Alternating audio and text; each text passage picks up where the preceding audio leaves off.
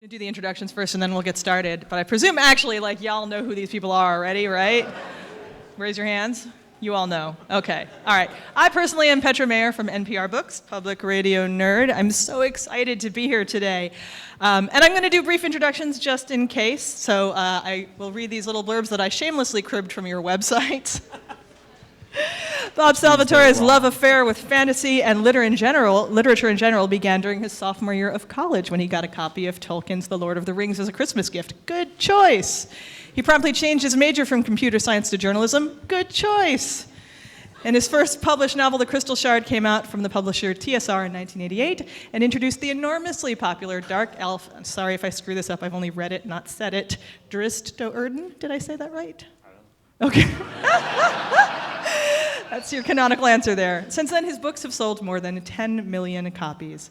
Here we also have Pat Rothfuss was born in Madison, Wisconsin, to awesome parents who encouraged him to read and create through reading, to him, gentle boosts of self-esteem and deprivation of cable television. I feel you on that, though somehow, in my case, I'm not a best-selling fantasy author. I don't know how these things work. He spent years working on what was originally known as just the book, but which you all now know as the New York Times bestseller, The Name of the Wind. He also runs the World Builders charity, which helps raise money to pull people out of poverty all over the world. And I believe a portion of the events, the proceeds from this event are going to World Builders? So I've been told? That's awesome. Yeah, they were nice enough. I said, so, not to be weird about it, but if people are buying tickets, who's walking away with that money? And they go, oh, we give it to a charity. And I'm like, so, I know a cool charity. And so they were very, very kind of them to abruptly shift gears and help back up World Builders. So thank you, by the way, for supporting World Builders. Yeah, thank you all. So, one of my favorite things about reading epic fantasy is the world building. I'm a giant world building junkie, and I guess have you guys all heard the sort of famous quote from George R.R. Martin that people are either gardeners who plant things and just see what comes up, or they're architects who have the blueprint for everything before they start? And I wanted to know, do you even buy into that dichotomy? And if you do, where do you think you fit in it? Well, as soon as you said that, I was thinking, when you said the first thing, yep, that's right, and then you said the second part, and I said, yep, that's right. So I think I have a general architecture in mind, but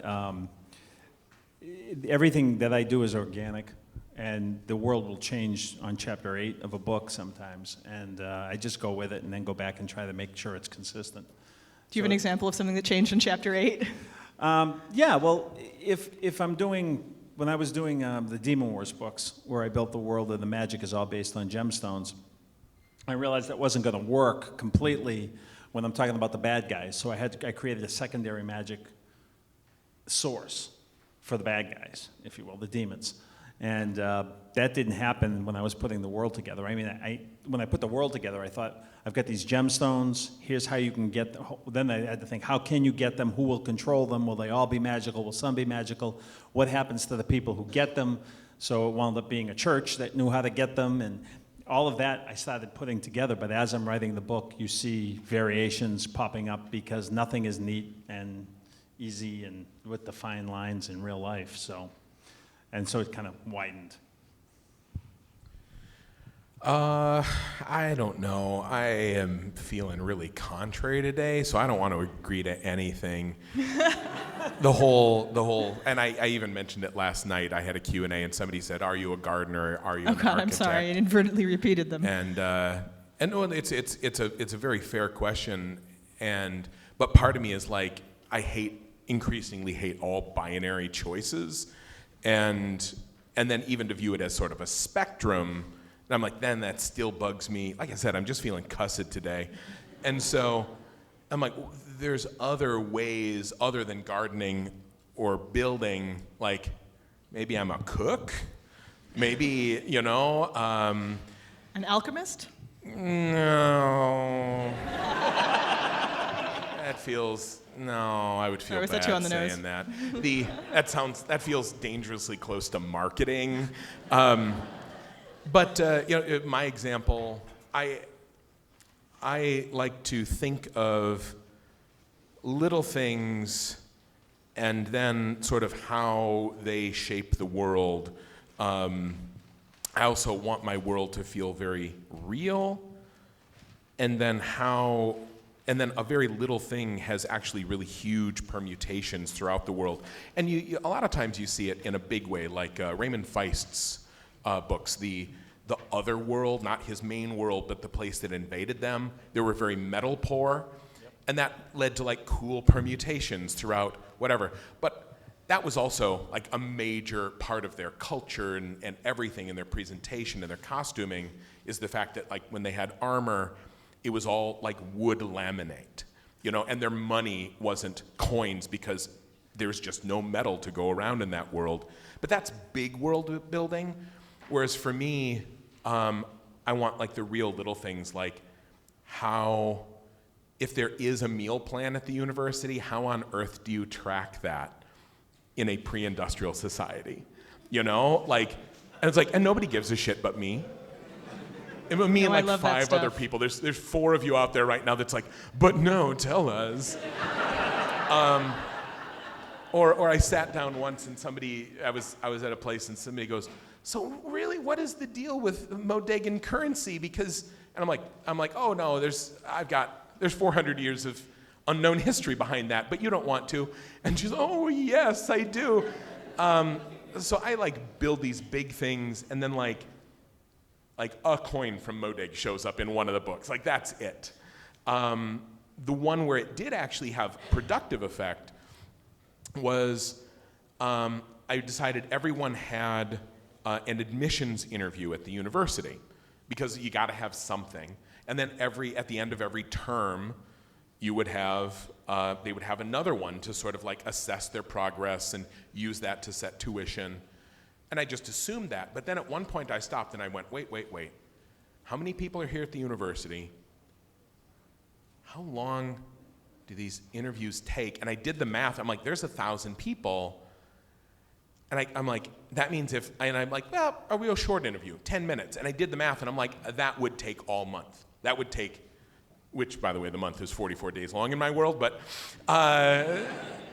and so I'm like, that wouldn't work. That would be half the semester would be the exams, and the students would be exhausted, and the teachers would be exhausted.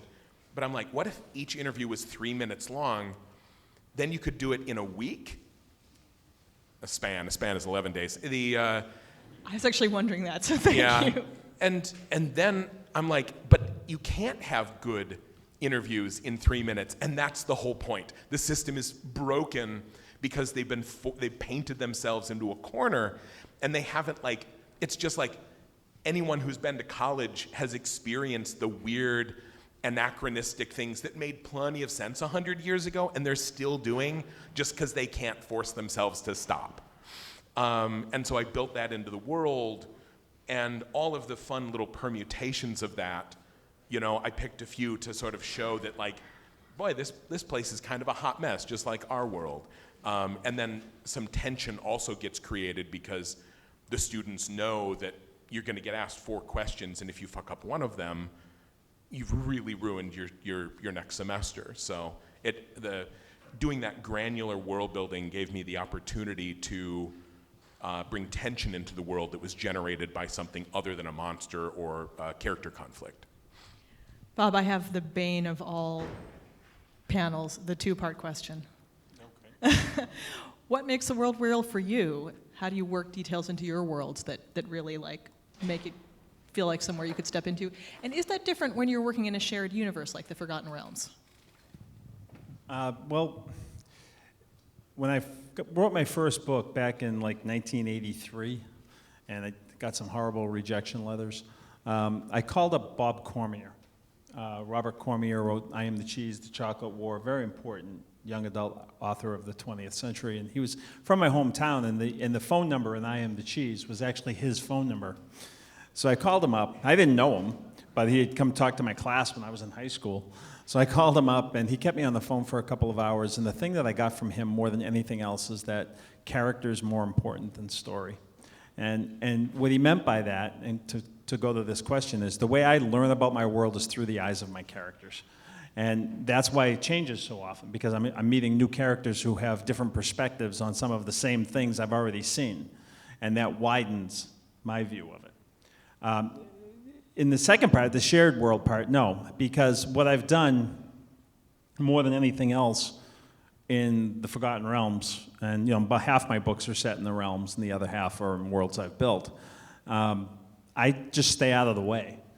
Like, for example, when I did my first book, we set it up on this little strip of land above the mountains that looked like a typo, and it was on the map.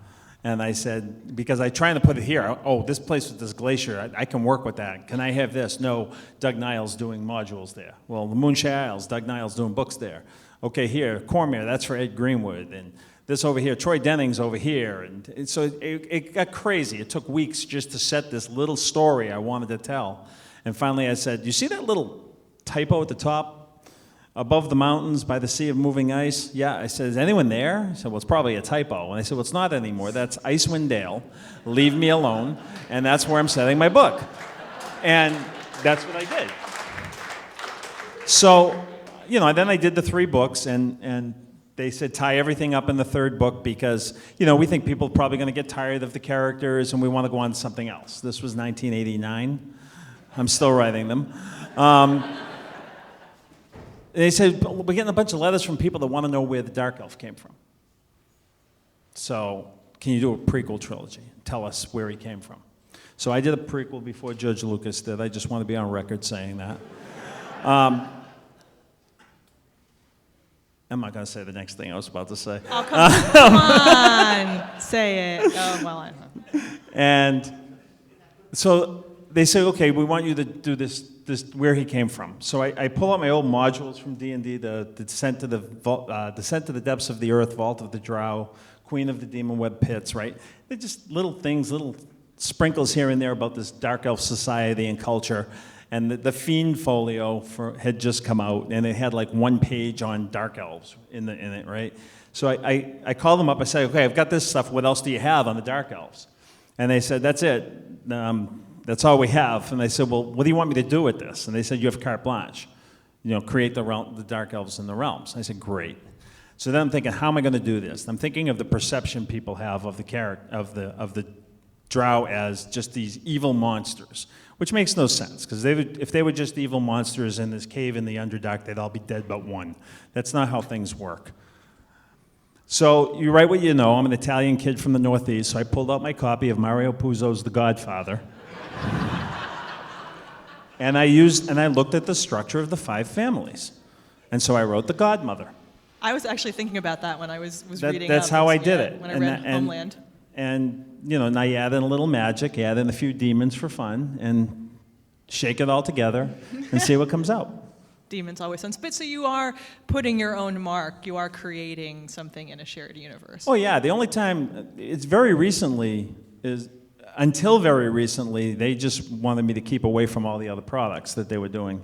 Then at one point when Cryptic was coming out with the new Neverwinter game, they said, Bob, are you going to be anywhere near the Sword Coast? And I said, well, I'm usually near the Sword Coast, so sure, that's where I was planning the next book.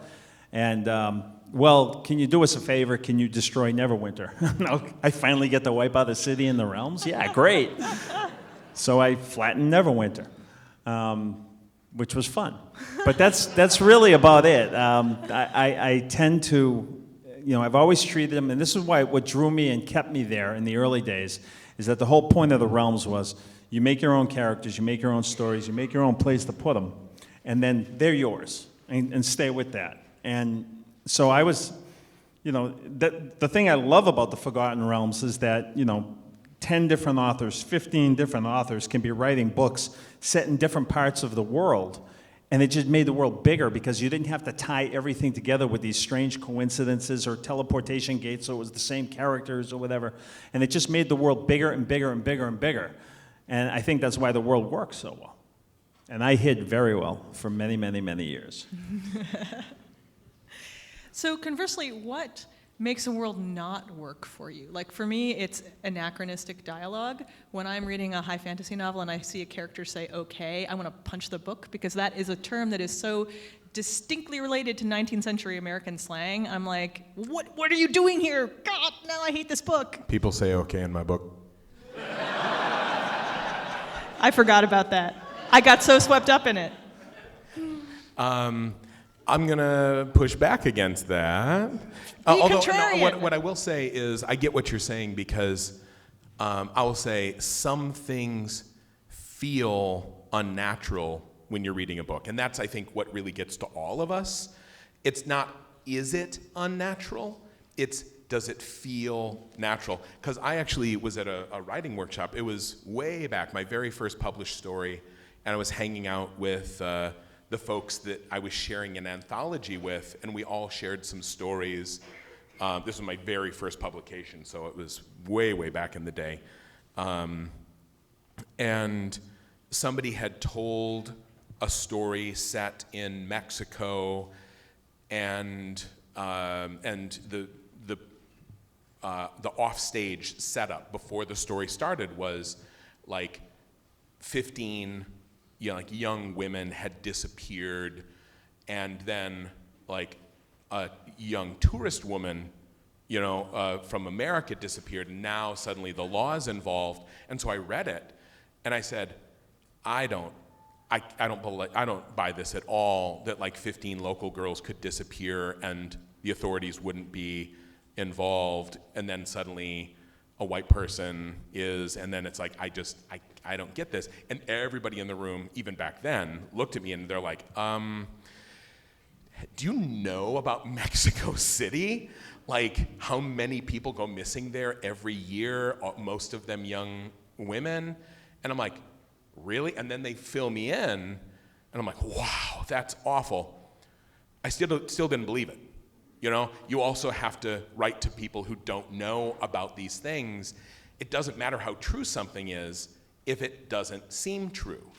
That's why the word is verisimilitude, not just veritas. You don't want veritas in your book because veritas is a big, sharp pill that no one wants to swallow. You want something that is true seeming. And similarly, if you present the language as like you start as sort of this florid, like Shakespearean, Arthurian, or British, like I think for some of us in our heads, like whenever you go to the Ren Fair, everyone has an English accent. And it's like, oh, so the Renaissance happened. Would you like a ceramist, sir? Right. It's like, oh, so the Renaissance was exclusively in Yorkshire, right?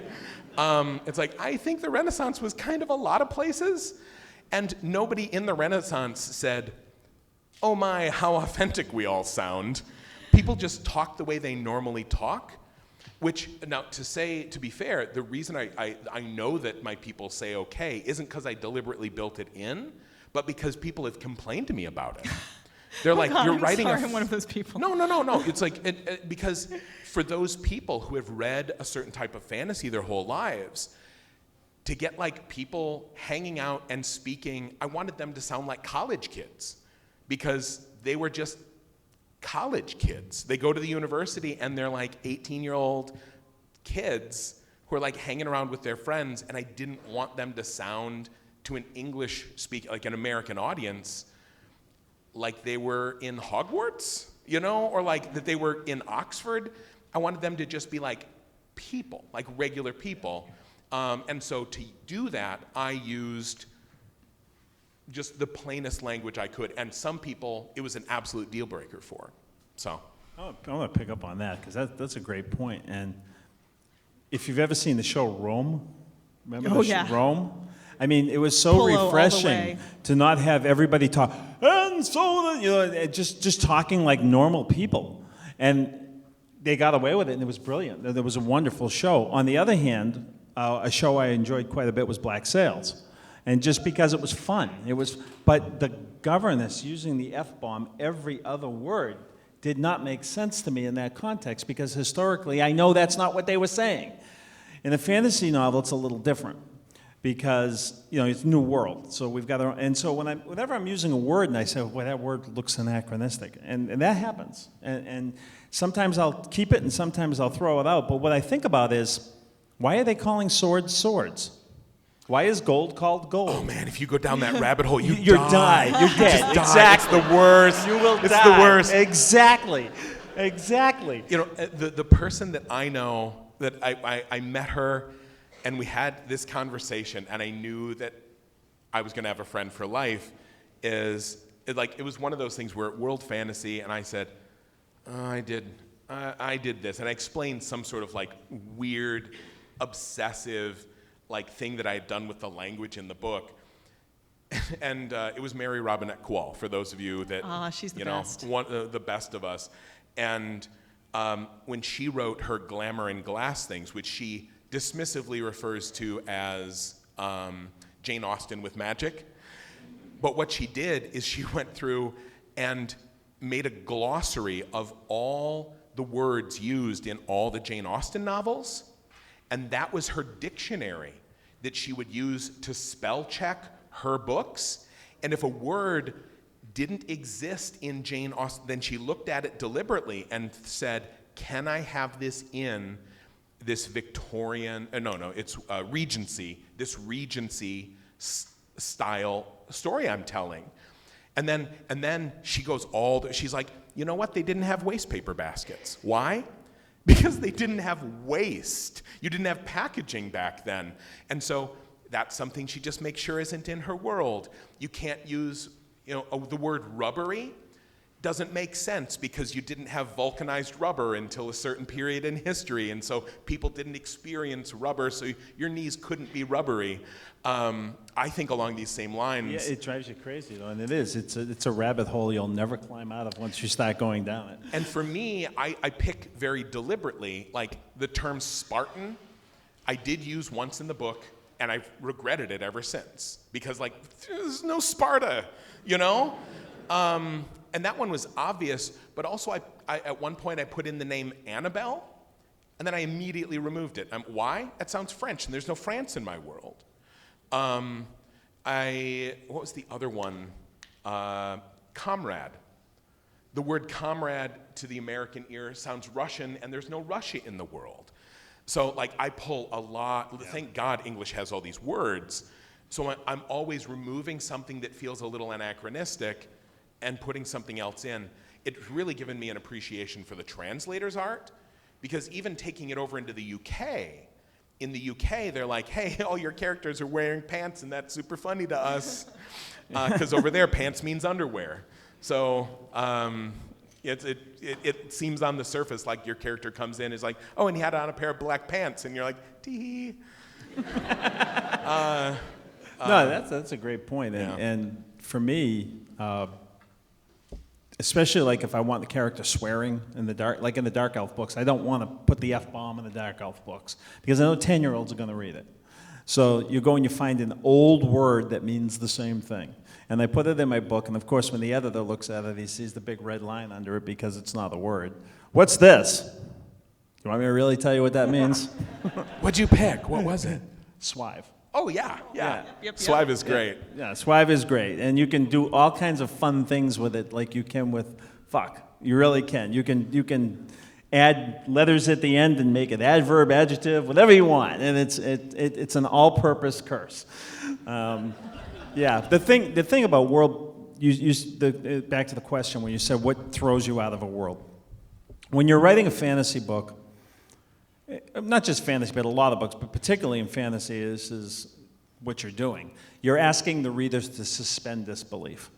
So I'm asking you to agree that there are dragons, there are demons, there's magic. I can throw a lightning bolt now and then. My hero can get hit with a sword and not be crippled for life if he doesn't get hit too bad, or if somebody's there to heal him, because there's magical healing. So I'm asking you to suspend disbelief. And whenever I see read a book, a fantasy book, or see a movie, whatever, the person is asking me to suspend disbelief. So what completely ruins it for me is when I think I have the parameters, the boundaries of magic and society in my head, and then we have a Deus Ex Machina moment, or we have something where all of a sudden something new gets introduced that really doesn't make sense to the logic of the world you've asked me to accept. I was a math major.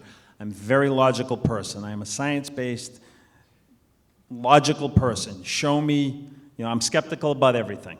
And when you break that, I can suspend disbelief and say, okay, you've got spiders with 47 eyes that can shoot beams in 83 different directions at once.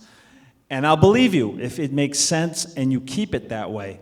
But when that 84th beam comes out, then you've lost me because you've broken your own boundaries.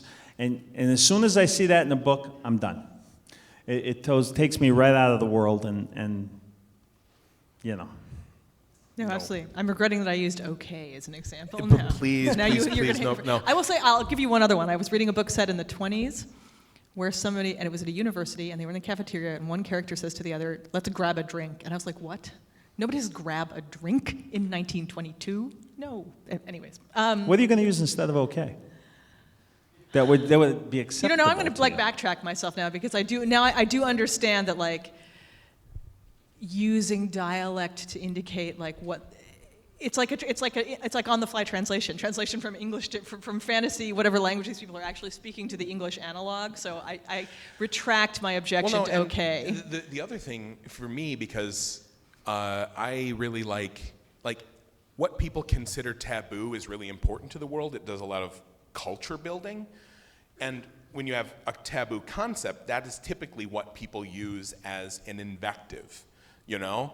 And if you look at like, what are the typical dirty words in American English, it's usually has to do with sex or women or both. Read into that as you will. We have a real problem there. And, but the problem is, even though these curse words we have are in actuality very old, because they're colloquial, they feel very modern. And so in what I love about Scott Lynch's books is it seems petty to say that my favorite thing in those books is the cussing, but the cussing is beautiful, and it really illustrates the world, and it really illustrates the characters as well. But I have never felt comfortable putting modern English cursing in my secondary fantasy world, because to me that feels, in my head, like okay feels to a lot of other people, or comrade or rubbery would feel to other people. And I think it's interesting because some people are like, hold on, I know Victorian time periods, there is no trash can. Some people will say, hold on, 84 beams? No, you said this is an 85th beam, I was counting. It's like, how many times did he shoot his gun? Or for me, it's like, actually, you weren't vulcanizing rubber until this point in history. The problem with geeks is that they're super smart. Yep. And so my thing is always, there will always be mistakes. You want to try to keep them to as few as possible, and build a world that feels loose and wide and true, because if you try to build something really tight, the cracks show real easy, whereas nobody looks at a Monet painting and say, oh, that's wrong.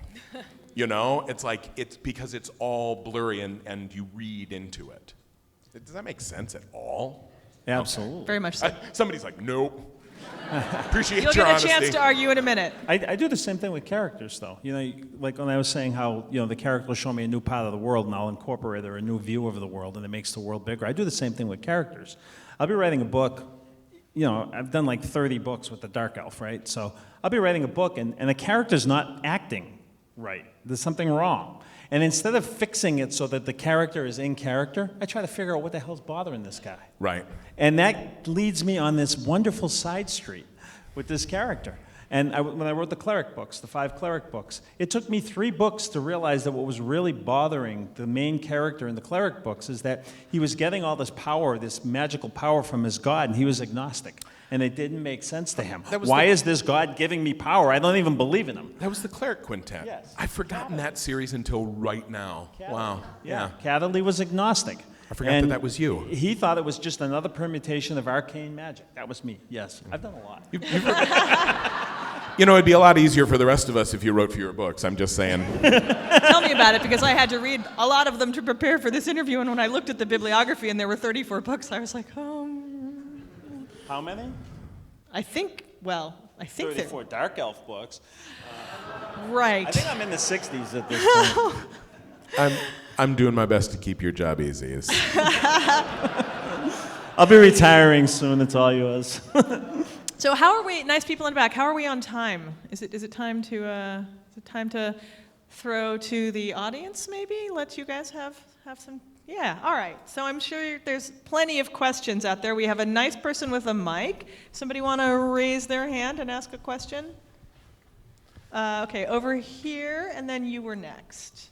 Gentleman in the hat back there. Only I get to ask two-part questions, by the way. You get one part.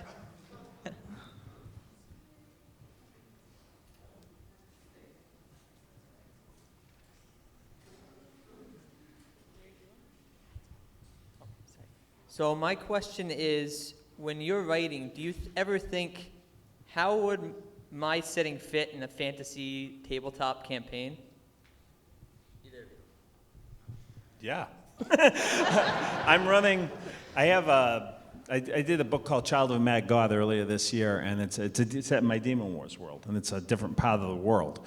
And I just finished the sequel, actually it's coming out in January, and some really weird things happened at the end that totally surprised me. I discovered the whole new, society, race, and they're really sweeping kind of across the world, and so a lot's changing.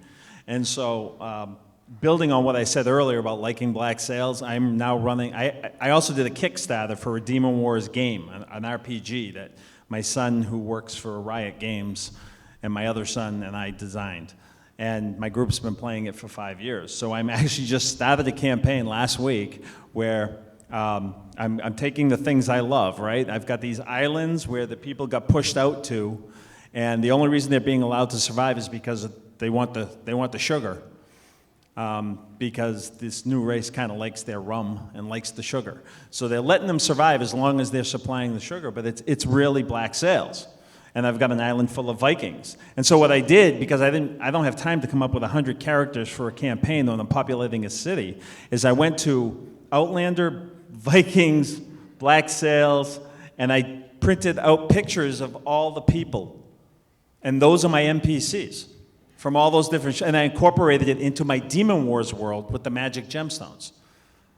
And I'm driving them crazy. And so the worst thing about it, though, is one guy really got into it because I told him, watch Black Sails, you'll love it, you'll understand. And he really liked Billy Bones from the show. So his character was Billy Bones. And he filled out this questionnaire on him, and he came up with this great character, and he died in the first fight. I almost quit. And it was his dice rolling. It wasn't me. I'm mean, but not at first level. I usually let them get fifth or sixth. But, yeah. But yeah, of course. Of course. I work for TSR. No. But I will run games in my world. Then yes. But what that usually is there's a system and I want to run a game, and then I'll have an idea.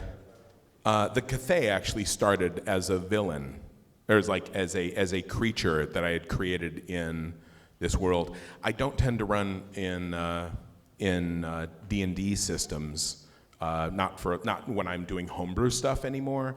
I spent about 20 years in love with a system called Champions, which is a beautiful Cadillac of a system. If you love math,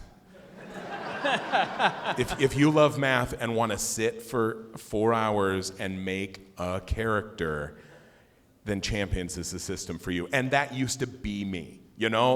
Back in college, it's like, I've got nothing to do today. God, do you remember what it was like to have nothing to do for a day?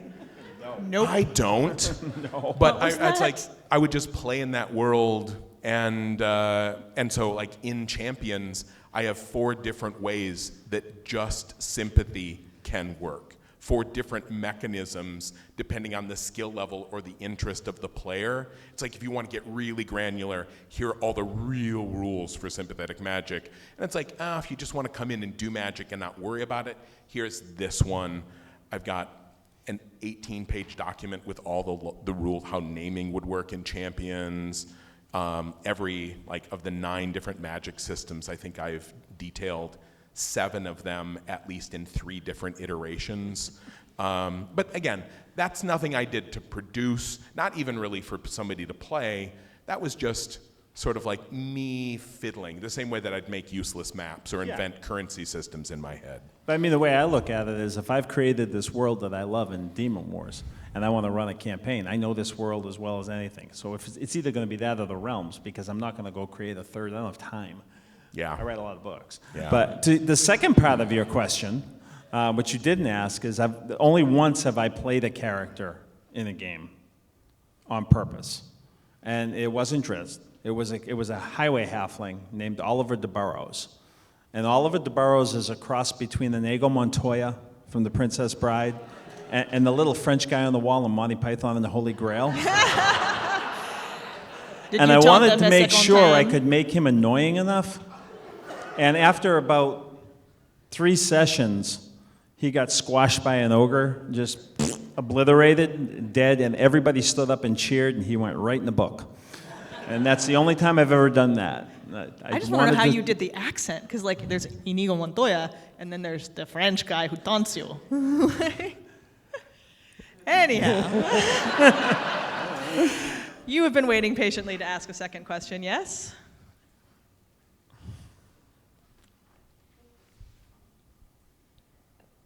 What kinds of things make a character easy to write, and what makes a character difficult to write? I've made people sad in the past. I should probably just put a period at the end of that sentence. Specifically, I've made people sad in the past when I talk about how I was really glad to leave Tempe behind and have other characters in A Demare in The Wise Man's Fear.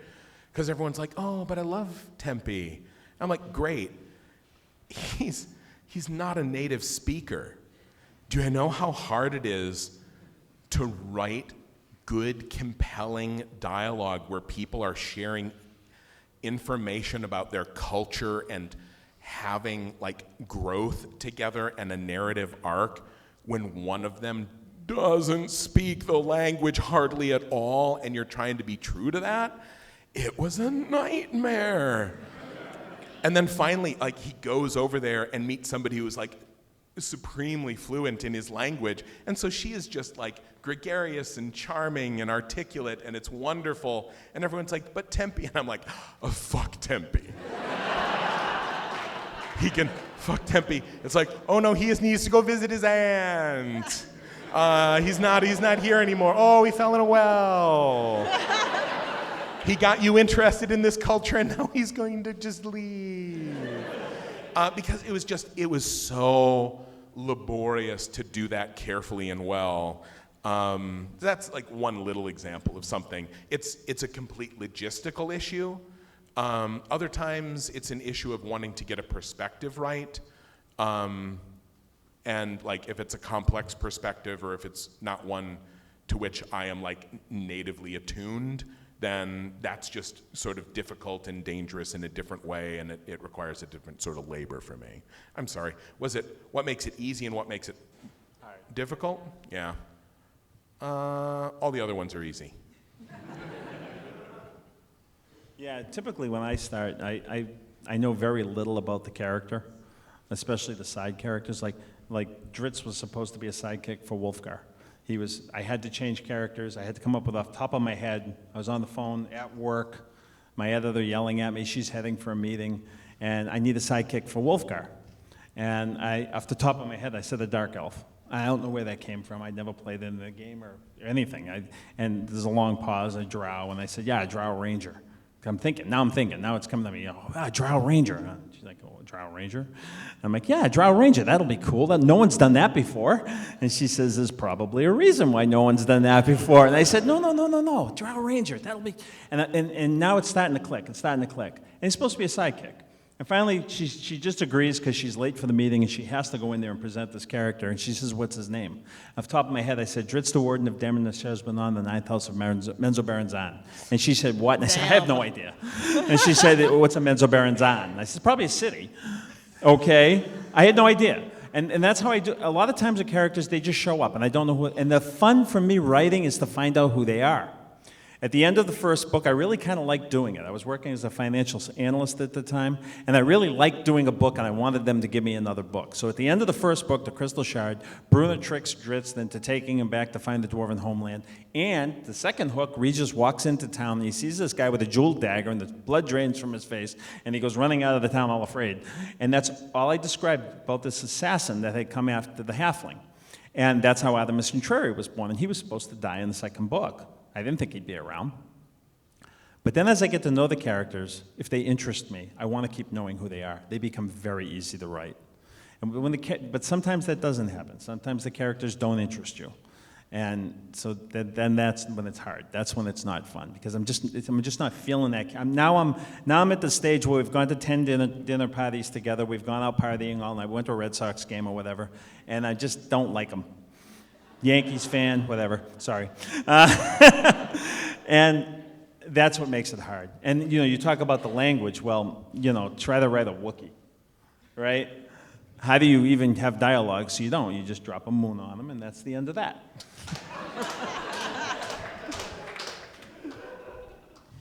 I see a hand up over there.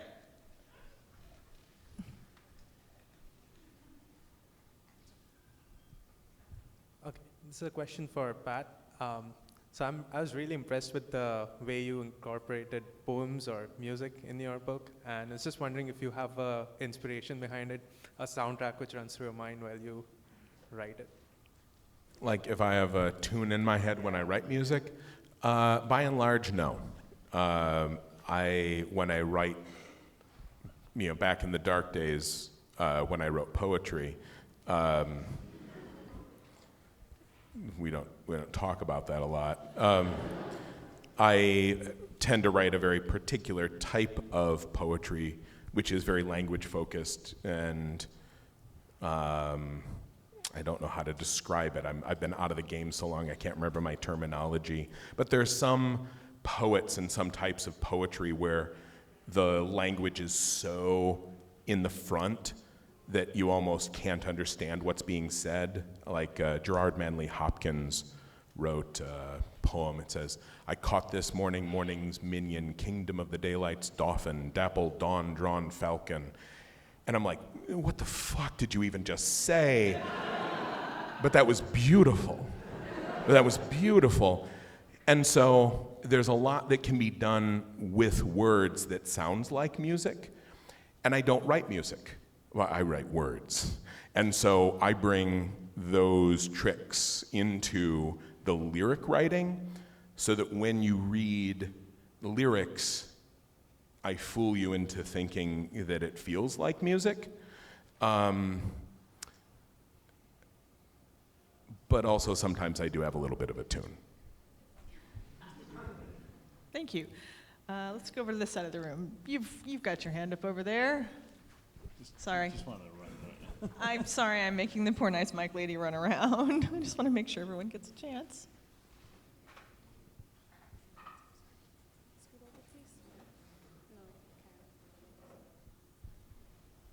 Pat, are you any good at tack? No. Well, that was easy. All right. You right there, right next to the nice Mike lady. That's Andy. Bob, I know you probably hate hearing this, but any chance of a Crystal Shard movie or a Drizzt movie? I don't hate hearing it. I wish more people would say it loudly. The problem with that is that I was working for TSR, who were bought. They were bought by Wizards of the Coast, and they were bought by Hasbro, and so all of the properties are basically tied up in what is already a merchandising company. And I know they've been talking. Every year I hear a rumor that somebody wants to do a Drizzt movie. And, I'm on board. I hope to be a part of it if it ever happened. But there's so many layers of corporate and so many entanglements and whatever. I don't know. I wish they'd read more Demon Wars and ask me about those, because those I own, and I think they'd be great movies. But no, I do want to get in. I really hope that before I leave this world, like one of the fantasies I had about when I became a writer was going to the theater with my friends, and we're going to see a movie, and at the beginning, up comes a preview of one of my books in movie form, and I could just stand up in the middle of the theater and go, ha! All right, I've been told we have about 5 minutes left, so who has a question that's quick? All right, you say your question's quick, I believe you. Hi, Pat. A bunch of us here are critters. How did you get involved with working with Critical Role? Critical Role, for the rest of you that don't know, this is a silly place to say that, isn't it? They do D&D, and they're awesome at it. How did I get in there? I think I was gonna go out in LA, and I'm like, these guys are cool and they do cool things, and maybe I like slid into their DMs a little, and I was like, hey, you wanna get coffee? And by coffee I mean, can I come play D&D with you?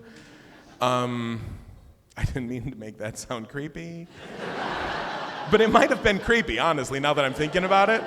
I did. I reached out to them in some respect, and then the first time it was like, oh, we'd love to, but we would need to make a character, and you're going to be out here in 3 days, and I already have the story planned ahead of time, and I'm like, oh, you're one of those DMs, like one of the good ones, as opposed to like me, I just make everything up half an hour before the session. So then I reached out more in advance of my next trip, and then I came in for a session. And then I was spending a lot of time in LA, and I reached out to them, and I'm like, I'll be out there for a while. You want to make use of me for a while? And that's why I got to be on there for a couple of weeks in a row. So, if they invite me back, sure. They know that I am at their disposal. It's really an issue of like, do they have space for me? Will I fit into the story? Will it be useful to them? Nothing's worse than a forced cameo. And they're very attentive to their story over there, which I respect. That said, like if you want to see me on the show, hassle them, because I don't have a crew of people to play D&D with in my hometown, so I only get to play when I go and like visit my cool friends in other cities. So yeah, hassle them. I want to play more D&D with them. All you got to do is offer to buy the food. That's what I do. Keep my group full. Maybe you can cook better than I can. No, we just order out. Or there's more people in your area, because I live in very small town Wisconsin. I've lost all my old D&D friends. I mean, not literally, they've moved away. I know where they are. All right, I think we maybe have time for one more question. I see your hand up over there. You in the long dark hair, yes.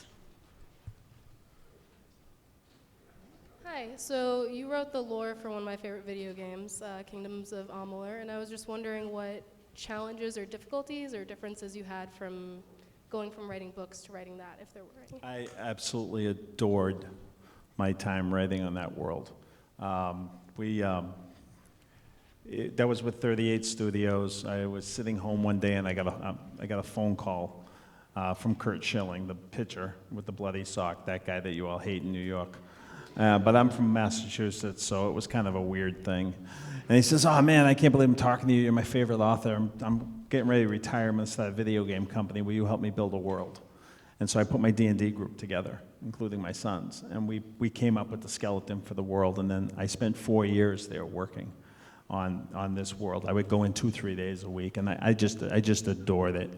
And then we were building this massive, like, World of Warcraft type game. And we purchased a company called Big Huge Games, and they came on to do Reckoning. And they already had something they wanted to do in their game, but they got cut loose by the company that was sponsoring whatever. We bought them. And so my job on Reckoning was to work with their narrative team. They wrote the story. I didn't write the story for Reckoning. I helped them set it in the world, in a small piece of the world, in a small time frame, which was really like 2,500 years before the MMO was supposed to take place. And I I enjoyed every bit of that except the ending of the company, which shouldn't have happened, and I could do seminars on that. It was just a disaster. But we have, and now, by the way, you may have heard that a company just bought all the assets from THQ Nordic, just bought the whole kit and caboodle from the safe in Rhode Island, where all the servers were living their own little world, I guess. And I have nothing bad to say about that world at all. The only thing that makes me crazy about it is I've got 5 short stories sitting there that I love, and the Wikipedia for that world is 4,000 pages, 10,000 years of history. It is probably the most complete world, and that includes Forgotten Realms, that I've ever worked on, because we started with a narrative team. We brought in like 5 guys to work with me, plus I had my 7 players from my D&D group. And we all got on the same page so quickly. And it got to the point where I would come in and they would tell me what they want to do, and I would, no, you can't do this because of this, this, and this. And we had these big fights around the table, and I won because I was the boss, which was great. But then a weird thing happened. About 3 or 4 weeks in, or 3 or 4 months in, they weren't even telling me what they were doing anymore. And not because they were afraid I was going to say no, because they wanted to show me what they had done. Because now they had completely taken control of their corner of the world, every one of them. And it was just this, it was one of the most magical, creative experiences ever. It's like being on stage, playing an instrument, and then you hand it off to the guy next to you, and he goes on this completely different riff, but it fits beautifully. And I'm getting goosebumps. I love that world. I adore what we had done there, and I really would love to see THQ Nordic do something magnificent with it. And they can reach me at, no, that game, the only thing I didn't like about that game is you couldn't jump. Because it was on rails, right? But just like the House of Ballads. What a story. The House of Valor, what a story. And that was BHG. I can say that without bragging because that wasn't me. That was the narrative team at BHG led by Mark Nelson and Ken Ralston. They were fantastic. Wonderful, wonderful experience. Well, I hate to wrap this up, but I've been told we're out of time. So thank you so much to everybody. Thanks for coming, everybody. Thank you to Pat Rothfuss and Bob Salvatore. It's been an absolute pleasure.